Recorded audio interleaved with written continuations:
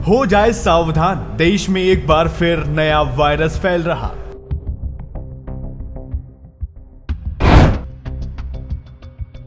जी हां, 2 लोगों की मौत के बाद टेंशन थोड़ी और बढ़ गई। स्वास्थ्य कर्मचारियों ने सतर्क रहने की दे दी है सलाह।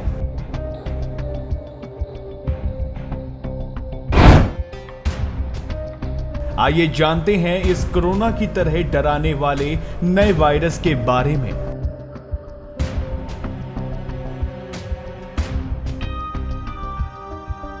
देश में एक बार फिर नया वायरस फैल रहा है। 2 लोगों की मौत के बाद टेंशन थोड़ी बढ़ गई है। इस वायरस का नाम H3N2 है। एक व्यक्ति की हरियाणा और दूसरे व्यक्ति की कर्नाटक में मौत हुई है। एक बार फिर मास्क पहनने की सलाह दी जाने लगी है।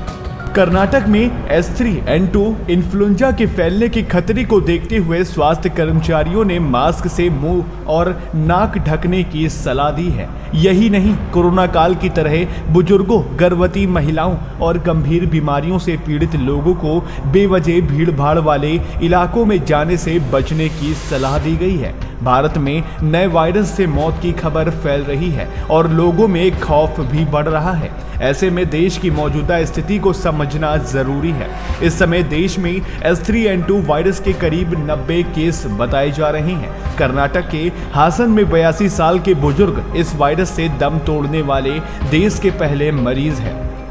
एच गौड़ा को 24 फरवरी को अस्पताल में भर्ती कराया गया था और 1 मार्च को उनकी मौत हो गई थी। बताया जा रहा है कि वह डायबिटीज और हाइपरटेंशन से भी पीड़ित थे।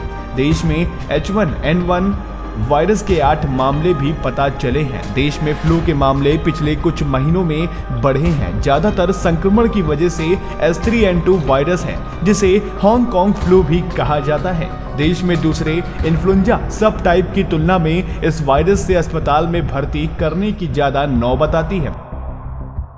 अब तक देश में H3N2 और H1N1 इन्फेक्शन का पता चला है। फिलहाल घबराने की बात नहीं है, बस सतर्कता बरतनी जरूरी है। H3N2 और H1N1 वायरस के लक्षण कोविड से काफी मिलते जुलते हैं। 2 साल में कोविड-19 के चलते दुनिया में करीब 70 लाख लोगों की मौत हुई थी। पिछले कुछ महीनों से लोग राहत महसूस कर रहे थे और उनका कामकाज पटरी पर लौटने लगा था, लेकिन अब फ्लू के मामले बढ़ने से लोगों की चिंता बढ़ रही है। खांसी, बुखार, सांस लेने में परेशानी हो और नाक बहे तो अलर्ट हो जाइए। थकान, उल्टी, गले में खराश, शरीर में दर्द, डायरिया हो तब भी संभल जाइए। ये लक्षण करीब 1 हफ्ते तक बने रह सकते हैं। एक्सपर्ट का कहना है कि ये वायरस काफी संक्रामक है और खांसने, छींकने या संक्रमित व्यक्ति के संपर्क में आने से फैलता है।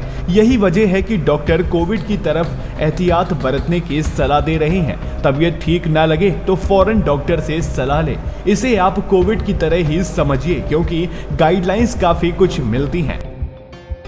इसमें भी डॉक्टर कह रहे हैं कि लगातार हाथ धोते रहिए और मास्क भी पहने।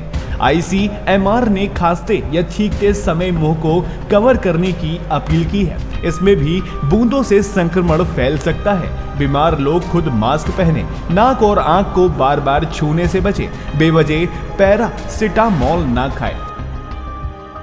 कोविड की तरह इस वायरस के संक्रमण से भी बुजुर्गों और बच्चों को जोखिम ज्यादा है। गंभीर बीमारियों के चलते जिनकी इम्यूनिटी कमजोर है, उन्हें ये संक्रमण आसानी से चपेट में ले सकता है।